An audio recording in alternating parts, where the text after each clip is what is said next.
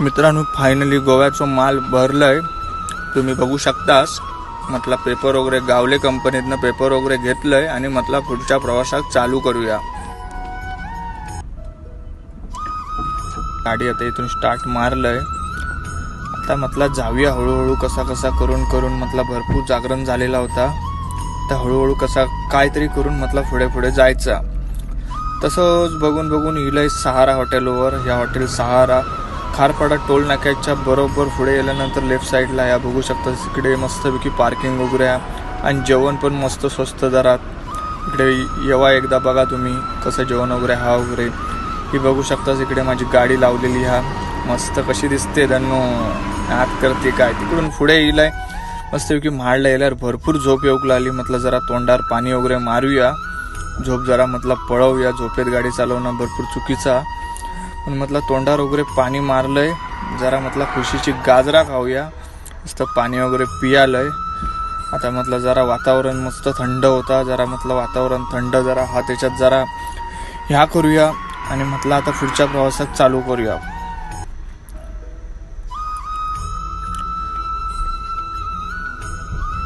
तिकडनं मस्तपैकी स्टार्ट मारून निघालंय, भरपूर रोडवर धुक्या होता, धुक्यातनं कसं बसं चिपळूणला गेलंय। झोप येत होती म्हणून गाडी पंपावर घातलेलं आहे, CNG पंप बघू शकता, चिपळूणचं पंप।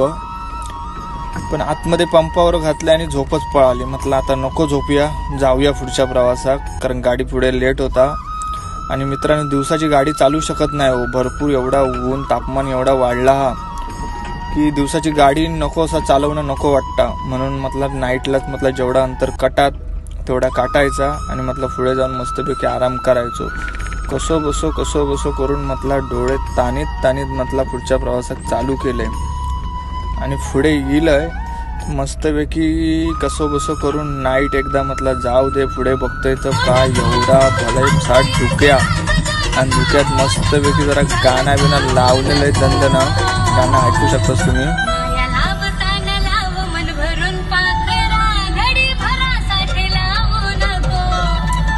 सकाळ झाली, सकाळी म्हटलं या माझ्या मित्राची गाडी, माझं खास फ्रेंड जुनेद भाई च्या गाडीचा मस्तपैकी जरा कॅरियर लावलास, कशी वाटतं दोनों कमेंटमध्ये नक्की सांगा। तुझ्या मुंबई गोवा आणि ह्यो आमच्या मित्राचं एक दुकान हा विश्वकर्मा कंस्ट्रक्शन वेल्डिंग वर्क्स, इकडे येवा एकदम मस्तपैकी काम करून मिळता, ह्या ओनी फाट्यावरच हा। तिकडून पुढे इकडे आणि म्हटलं माझ्या मित्राचं दर्शन झाला, अण्णा लोके बघू शकता, मस्त गाडी बघा त्याची कशी दिसते, एकदम मस्तपैकी